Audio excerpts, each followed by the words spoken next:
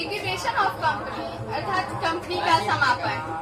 जिस तरह कंपनी का कंस्ट्रक्शन होता है उसी तरह इसका लिक्विडेशन भी होता है। अब कंपनी का कंस्ट्रक्शन विधान के द्वारा होता है अर्थात कि कानूनी तौर पर होता है, उसी तरह इसका समापन भी कानूनी तौर पर होता है। इसे हम ऐसे कह सकते हैं कि वह प्रक्रिया, वह कानूनी प्रक्रिया जिसके द्वारा कंपनी का समापन होता है अर्थात जिसके द्वारा कंपनी को समाप्त किया जाता है वह कंपनी का समापन कहलाता है। कंपनी का समापन, जब कंपनी का समापन होता है तो उसके एसेट्स का प्रयोग उसके दायित्व और लेनदारों के भुगतान के लिए किया जाता है और उसके और बाकी बची राशि को उसके सदस्यों में बांट दिया जाता है।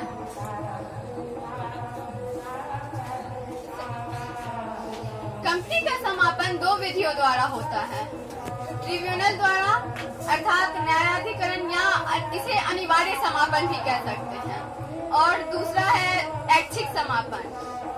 ऐच्छिक समापन भी दो तरह से किया जाता है, लेनदारों की स्वेच्छा से समापन और सदस्यों की स्वेच्छा से समापन। जब ट्रिब्यूनल द्वारा समापन होता है तो ट्रिब्यूनल द्वारा समापन होने के दशा में बहुत सारे इसमें सर्कमस्टेंसेस होते हैं, जैसे कि इसका समापन कोई विशेष प्रस्ताव पारित करके किया जा सकता है या फिर इसके ऋणों का भुगतान नहीं हुआ हो तो ट्रिब्यूनल द्वारा समापन हो सकता है, या फिर देश के विरुद्ध कंपनी कोई काम करता है तब भी ट्रिब्यूनल द्वारा समापन होता है।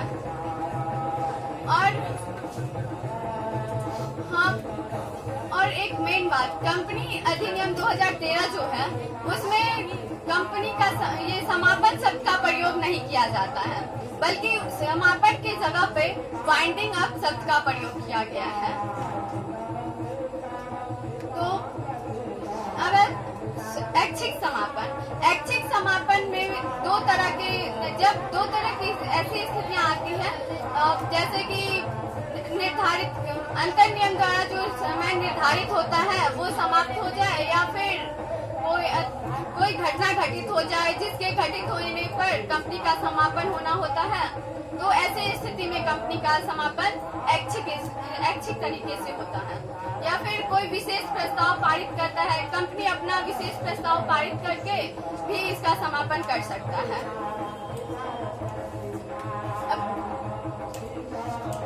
Rights of liquidators in voluntary liquidation अर्थात कि ऐच्छिक समापन में निस्तारक के कुछ अधिकार होते हैं, जैसे कि कुछ अधिकारों में उन्हें विशेष अनुमति की आवश्यकता होती है। अब अंशधारियों की सूची तैयार करने का अधिकार होता है, उसे याचना करने का भी अधिकार होता है, और कंपनी का साधारण सभा जो बुलाया जाता है वो भी उसे बुलाने का अधिकार होता है। जिस तरह इनके कुछ अधिकार हैं उसी तरह इनका कुछ कर्तव्य भी है, जैसे कि कंपनी के ऋणों का भुगतान करने का इनका पहला कर्तव्य बनता है, और दूसरा इन्हें सभा बैठाने का भी इनका कर्तव्य है कि वो हर 6 मंथ या फिर 3 मंथ या फिर 1 ईयर पे ये सभा बैठाएं। अब कंपनी का समापन जो है वो जब कंपनी बहुत ही हर साल लॉस में जाती रहती है तो कंपनी का समापन अनिवार्य रूप से किया जाता है। कंपनी का समापन कंपनी के दिवालिया होने या दिवालिया ना होने दोनों ही स्थिति में हो सकती है, क्योंकि जैसे कि पहले ही बता चुके हैं, जो कंपनी का समापन जो कि पूरा कॉर्पोरेट एक्ट पर निर्भर करती है, ना कि कॉर्पोरेट अकाउंटिंग पर, तो इसके अंतर्गत बहुत सारे एक्ट आते हैं, जैसे एक्ट 305, 306 ऐसे। तो धारा 305 के अंतर्गत क्या आता है, तो धारा 305 के अंतर्गत संपत्ति एवं दायित्वों का विवरण आता है, और धारा 306 के अंतर्गत लेनदारों का सभा बुलाया जाता है, और धारा 307 में ऐच्छिक समापन से संबंधित प्रस्ताव का प्रकाशन होता है, और धारा 308 में समापन का आरंभ होता है। और धारा 318 के अंतर्गत ट्रिब्यूनल को जो रिपोर्ट दी जाती है उस तिथि से ही कंपनी का समापन होना शुरू हो जाता है। धारा 324 के अंतर्गत ऋणों का प्रमाण दिया जाता है और धारा 326 के अंतर्गत अधिमानी लेनदार आते हैं और धारा 327 के अंतर्गत पूर्वाधिकार लेनदार आते हैं।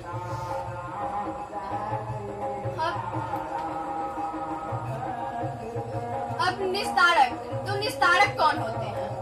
निस्तारक वो जो कि कंपनी का लिक्विडेशन करते हैं। निस्तारक की नियुक्ति इस बात पे निर्भर करती है कि लिक्विडेशन का मोड क्या है, अर्थात जैसे कि अभी 2 विधि का चर्चा किए हैं, और ट्रिब्यूनल द्वारा समापन और ऐच्छिक समापन।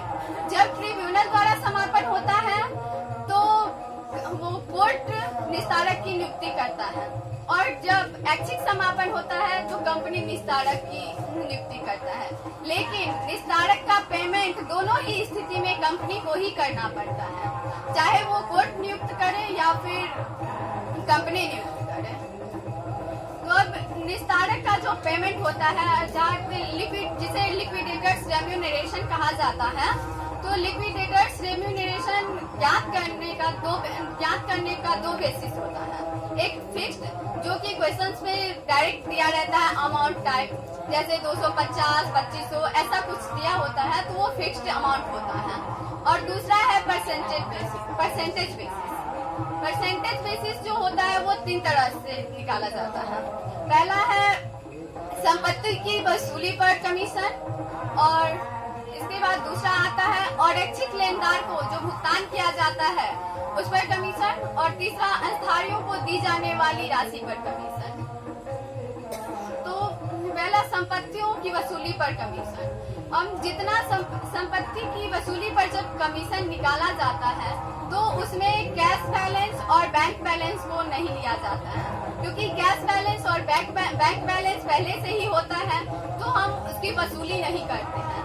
लेकिन कभी कभी क्वेश्चन में ये इंडिकेट कर देता है कि हाँ कैश बैलेंस बैंक बैलेंस को भी देना है, तब उस स्थिति में हम इसे ले सकते हैं, अन्यथा इसका प्रयोग नहीं किया जाता है। अब अरक्षित लेनदार को की जाने वाली भुगतान पर दी जाने वाली कमीशन। अरक्षित लेनदार पर जब कमीशन दिया जाता है तो इसमें पूर्वाधिकार लेनदार को भी शामिल कर लिया जाता है।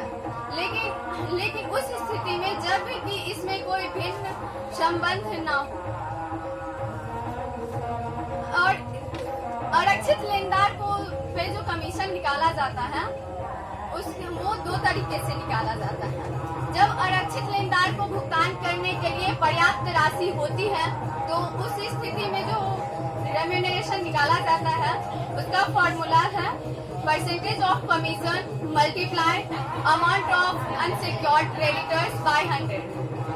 और जब अरक्षित लेनदार को पेमेंट करने के लिए पर्याप्त राशि नहीं होती है तो उस स्थिति में percentage of commission multiply balance of amount by 100 plus percentage of commission. ठीक यही फॉर्मूला अंशधारी को जो दी जाने वाली राशि पे कमीशन निकाला जाता है तो उस टाइम में भी यही फॉर्मूला प्रयोग किया जाता है, बस बैलेंस अलग तरीका से निकाला जाता है।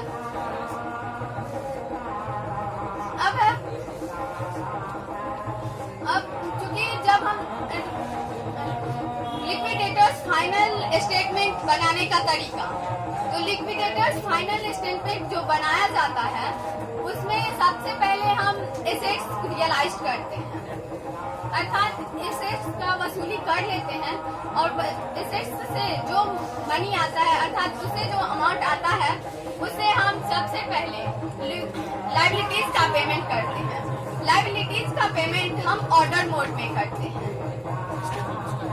क्योंकि ये कंपनी एक्ट पर निर्भर करती है, इसलिए इसका पेमेंट भी एक ऑर्डर मोड में होता है और उसी ऑर्डर मोड में हम इसका पेमेंट भी करते हैं। तो इसलिए सबसे पहले हम प्रेफरेंशियल क्रेडिटर्स का पेमेंट करते हैं। प्रेफरेंशियल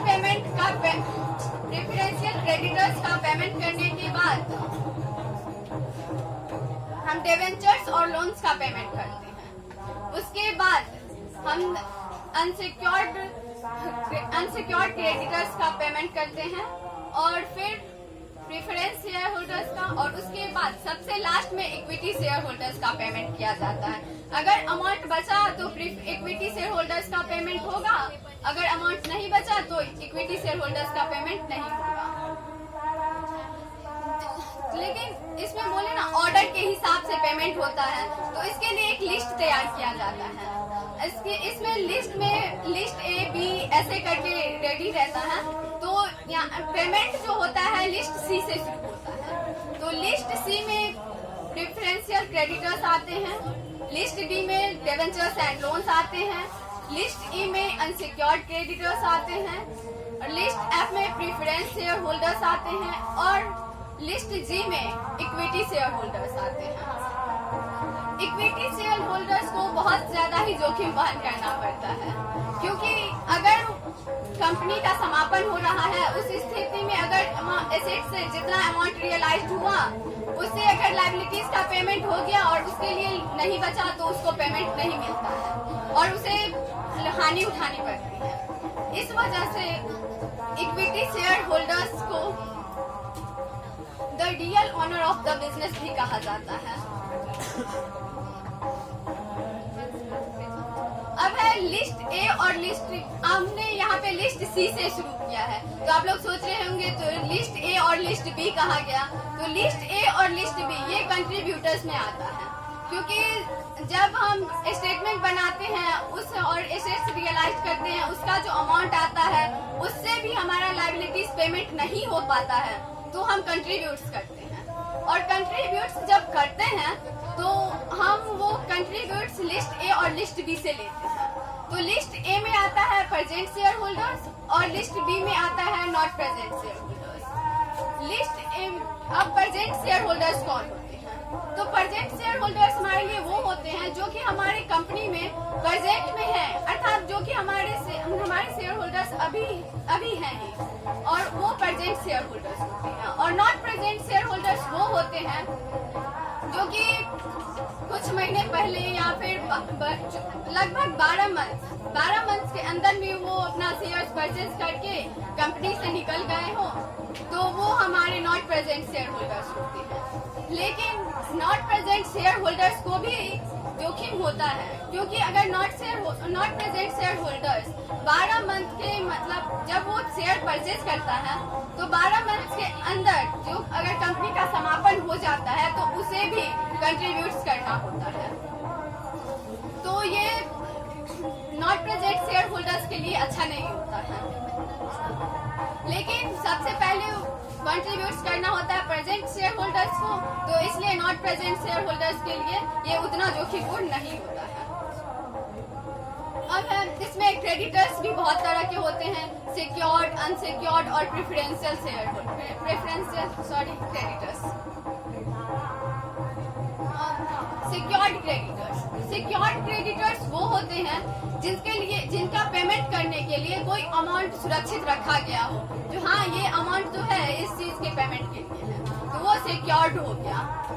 और अनसिक्योर्ड वो होता है जिसके लिए कोई सिक्योर्ड मनी नहीं रखी जाती है, तो वो अनसिक्योर्ड क्रेडिटर्स हो जाता है। और प्रेफरेंशियल क्रेडिटर्स वो होते हैं जिसके अंतर्गत जिसका पेमेंट पहले होता है, जैसे कि मजदूरी, सैलरी, अगर ये इस सब का पेमेंट नहीं हुआ है और कंपनी का समापन हो रहा है तो इसका भुगतान पहले होता है। अब जैसे वर्कमैन कंपेंसेशन फंड होता है कंपनी में, वर्कमैन कंपेंसेशन फंड होता क्या है? ये वैसा फंड होता है जब कोई मजदूर इंजर्ड हो जाता है, अर्थात उसे चोट वोट लग जाती है, तो उसके लिए एक अलग फंड बनाया जाता है जिसमें उसकी सुरक्षा के लिए अमाउंट रहता है, तो उसका पेमेंट भी उसे पहले करना होता है। ऐसे ही प्रोविडेंट फंड होते हैं, ग्रेजुएटी होते हैं, और ये सब प्रेफरेंशियल क्रेडिटर्स के अंतर्गत आते हैं। That's all.